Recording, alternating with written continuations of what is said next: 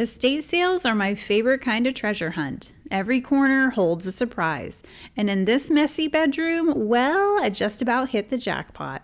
An old dated dresser that most people walked right past, selling for the bargain price of just $5. And that's a deal I couldn't let slip away. The only issue, it needs so much work. Stick around.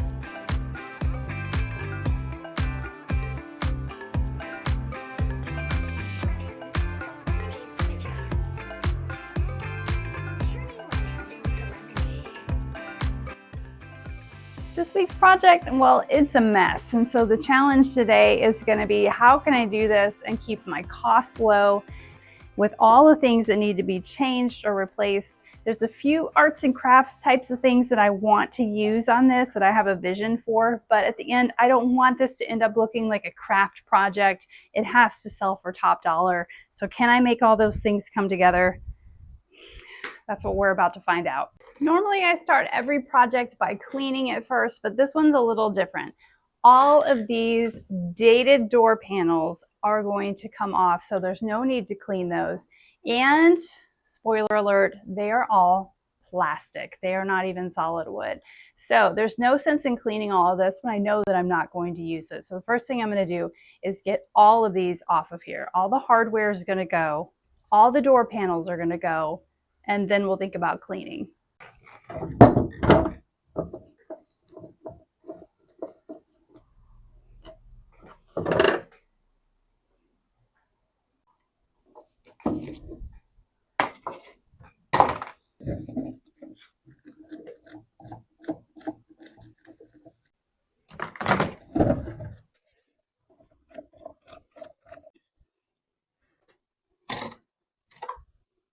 This drawer panel front is held on by just 3 or 4 simple screws up here in the top. Once I let those go, the whole thing comes off. I think I've got some broken drawer issues as well. Oh, there's so much going on with this dresser. So we're gonna go ahead and get the plastic fronts off of this and see what's underneath.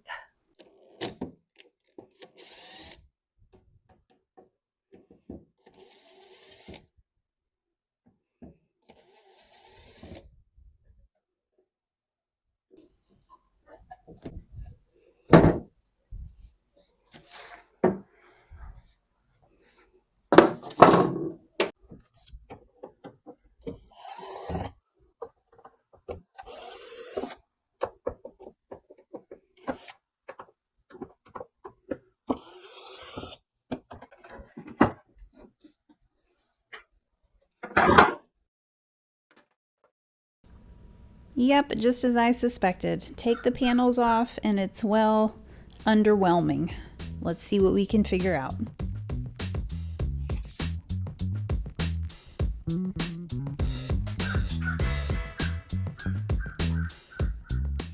Let's see what we have lurking today. I found lots of stuff in here once I pulled out the drawers. Some knee highs. Oh, lots of envelopes. A high school graduation ceremony from 1984. Oh, Coin and Stamp Center, 1975, and the stamps are 6 cents a piece. Oh wow, she ordered 972 stamps for $61.50. Tell me in the comments how much that would cost these days. 972 stamps.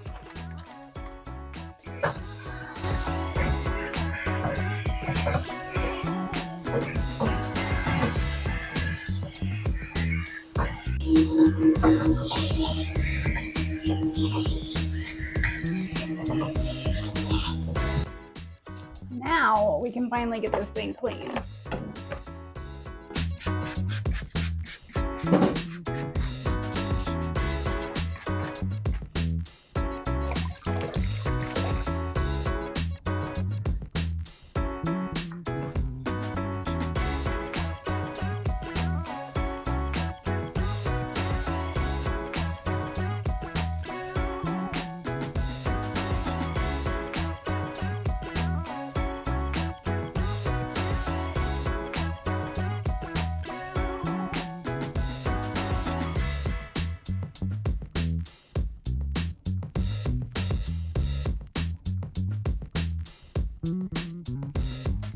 Let's hit pause on that flip so I can tell you about today's video sponsor.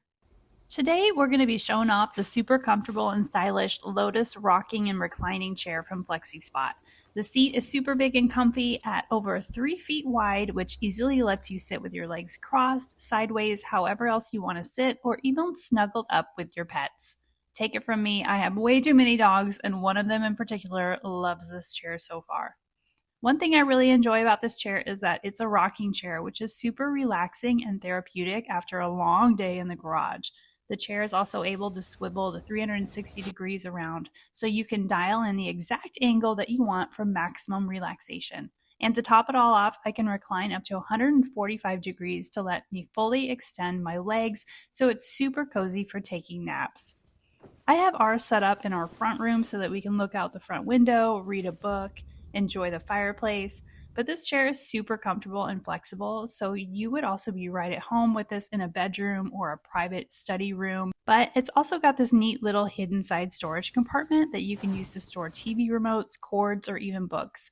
I'm always misplacing this fireplace remote, so this will be the perfect spot for it.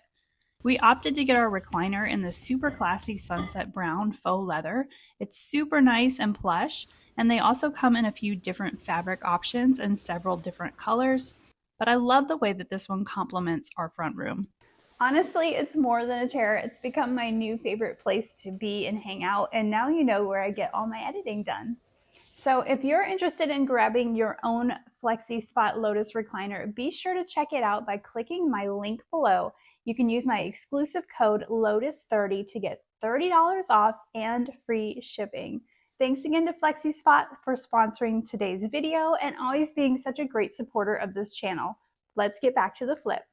The trim that runs like the entire length of this dresser, it's very dated, but it's pretty much ruined anyways. So I am going to take a chisel and a hammer and just get out the trim that's left. And I'm probably going to have to replace that with something.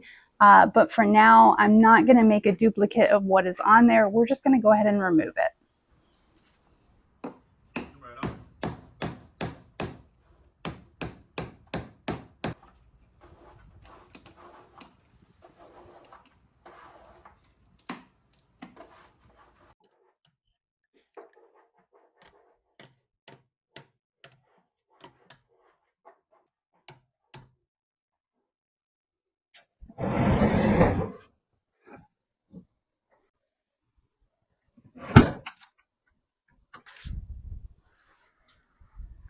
It's time to start fixing all of the damage that's done to the base. So I'm going to use my Gorilla wood glue and start filling in all of these chunks that are in here.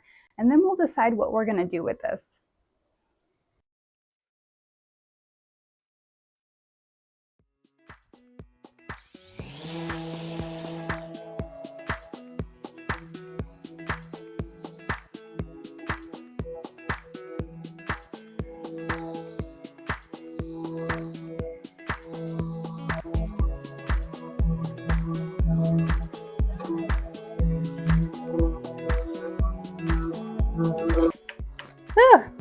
This top, by the way, I was really hoping that we could have a really nice moment with a solid wood top that I could stain.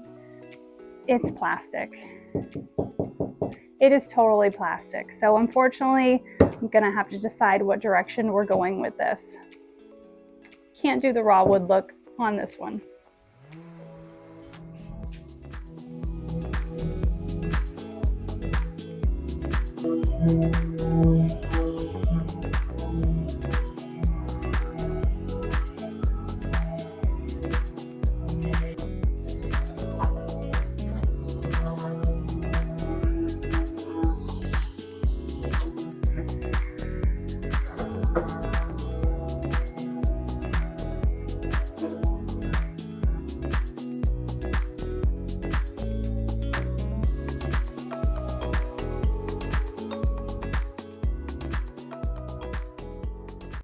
I went to Lowe's this week and picked up a Dremel blueprint. It's a portable saw station.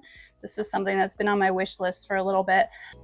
This is like a little mini version of a miter saw, and it's small and sort of handheld. It makes you kind of feel like you have a little more control. So I'm gonna get this put together, and we are going to cut all of our little trim pieces today with this.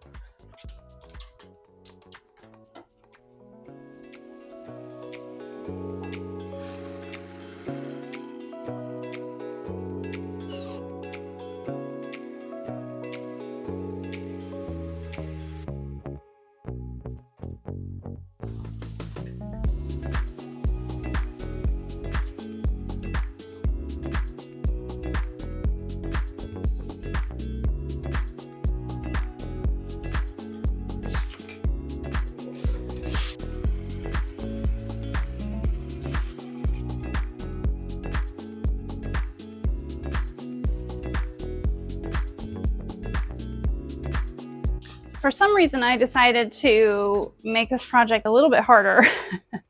And I want to put the dowels along the front of all these flat front drawers. I can't really think of what else to do with this. I'm sort of seeing that vision come to life. If you had another idea for these flat front doors, I would love to know what it would be. But since I'm going with the dowels, I already have all of them. I just need to measure how tall I need them to be.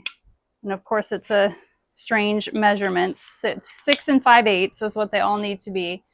And I've got an entire package of these from Amazon, so I should have plenty to do the fronts. I'm going to get this set up on my new Dremel tool so that I can cut a bunch of these at once, and we'll see how many of the dowels I can get knocked out today.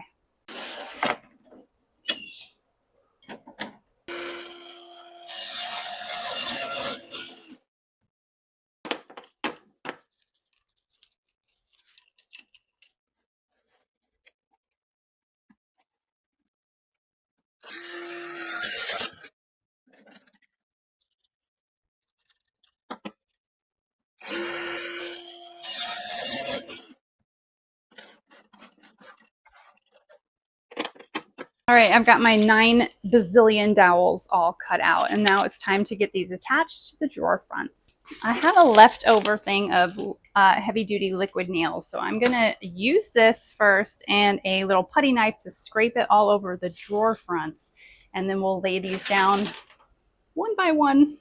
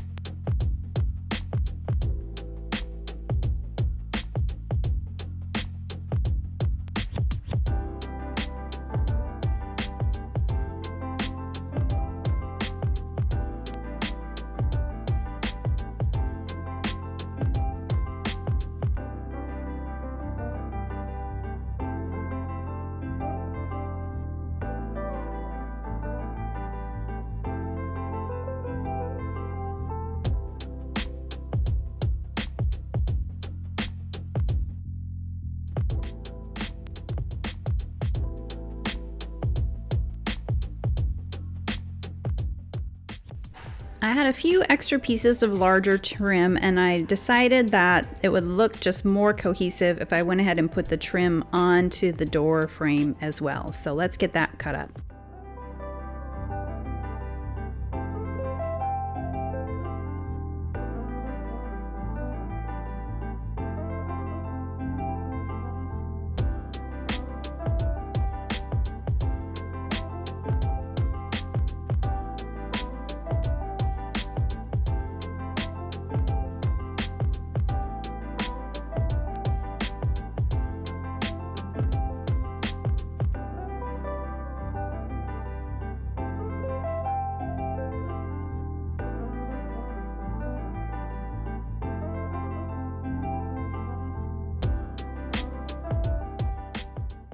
What I'm saying to you here with a microphone that was never turned on is that I have grabbed some gel stain in a dark walnut, and I'm going to apply this to the base that we sanded down all the way.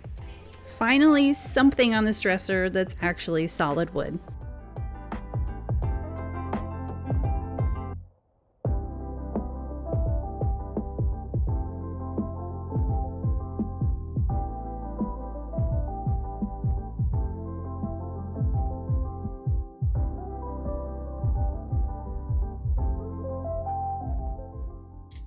For today's project, I grabbed the color Inkwell from Sherwin-Williams. I always get this in their Emerald Urethane Trim collection, and I usually get it in a satin, although it does come in the high gloss colors as well, which is a nice option.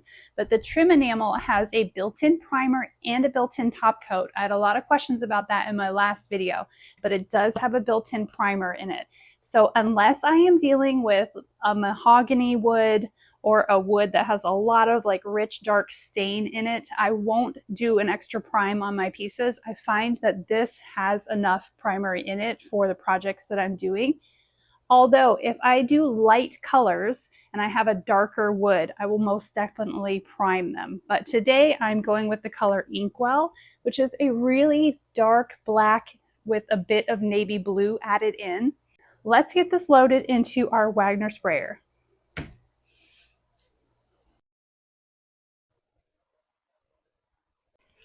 Almost forgot, but before I can paint this, I've got to tape off this part that we stained because I definitely don't want to get paint on my newly stained surfaces. So I'm just trying to figure out what a good line of demarcation is for this. And we'll start taping everything off.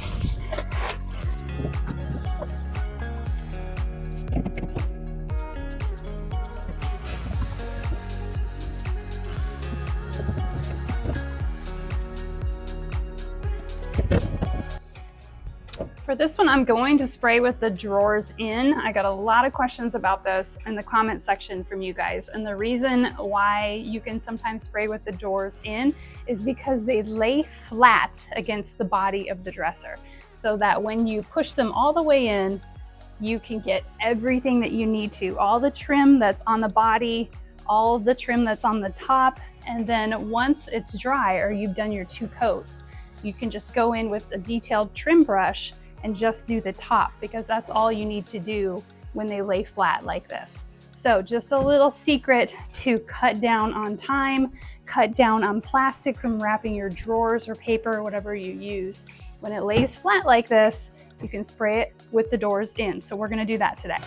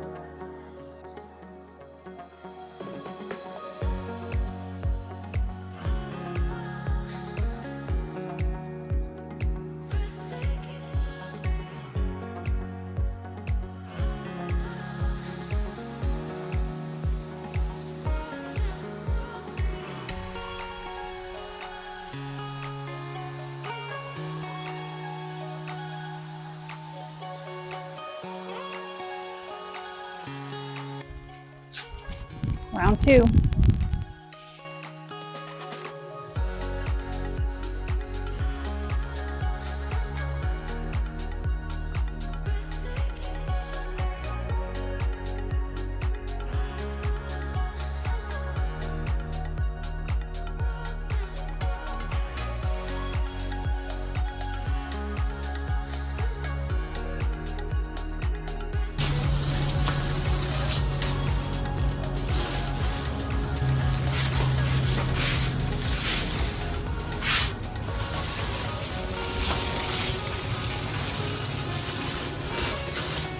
Now that the gel stain on the bottom is totally dry, I need to seal it. The paint already has a built-in top coat in it, but the base on this that I stained does not.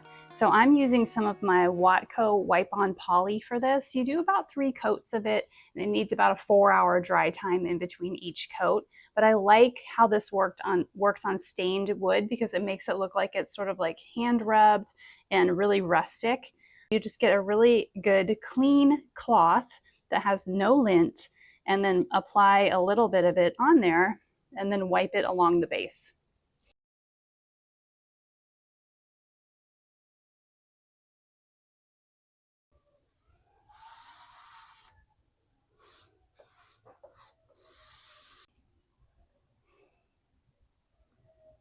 Pretty. I found some really beautiful hardware for this project that I think is absolutely perfect off of Amazon. So I'll be sure to link that below. And then just to measure out where those are going to go, I'll measure the top of the drawer, find my halfway point, and then I have a jig for my hardware. So I'll just set the holes to the width of the hardware, line this up in the middle of where my drawer is, and go ahead and start to make where the holes need to be. And just so you know, I'm probably holding my breath the entire time.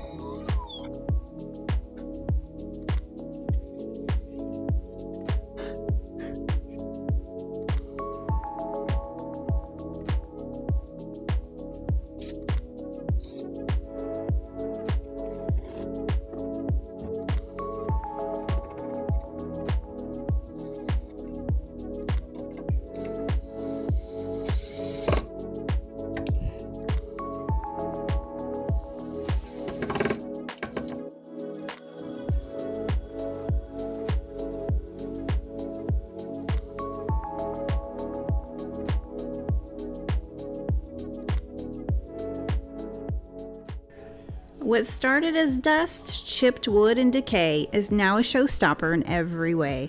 From 5 forgotten dollars to a flip with flair, proof that treasure hides where others don't care. So tell me, was this $5 dresser worth my risk, or just pure luck in the furniture flip twist?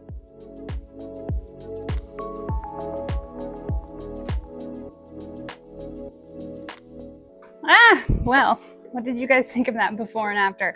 I want to tell you so badly that, hold on, that this was an easy project. Truth is, this was hard. This was more than a beginner-friendly project, and I did not expect that going into it. So, although this really pushed my skills quite a bit, I'm really happy with how it turned out, and I'm glad I took the extra time for all of the dowels and everything else that went into this. But at the beginning, I promised you some sort of breakdown because I wanted to use some things that cost a little more than I normally put into my project. So, drum roll please, I've got the breakdown of what this cost me to make. Okay, so the dresser itself was $5, which was quite a score, but I had to buy about $70 worth of trim just for this project. And the trim came from Amazon, and it also came from Lowe's. The poles, because I wanted these really fancy looking, beautiful poles, those cost me $60. The paint was $30, and I'm rounding up or down a little bit depending on what I spent. The liquid nails was $5. So it brought me all in for a grand total of $170, which is not terrible, but if I would have spent more money on this dresser like I normally have to, that would have been a bit of an expense. So I do plan on listing this in my area for about $900. I expect that it'll go for somewhere around there, which is really good. It gets me a really good profit that I'm happy with, even with the time that I had to spend on this. Thank you guys so much for tuning in. Leave me a comment. Let me know what you think. Be sure you're subscribed to this channel. I've got another awesome flip making its way in right now that I'm so excited to tackle. Let's keep making some lemonade out of some lemons. I'll see you next time.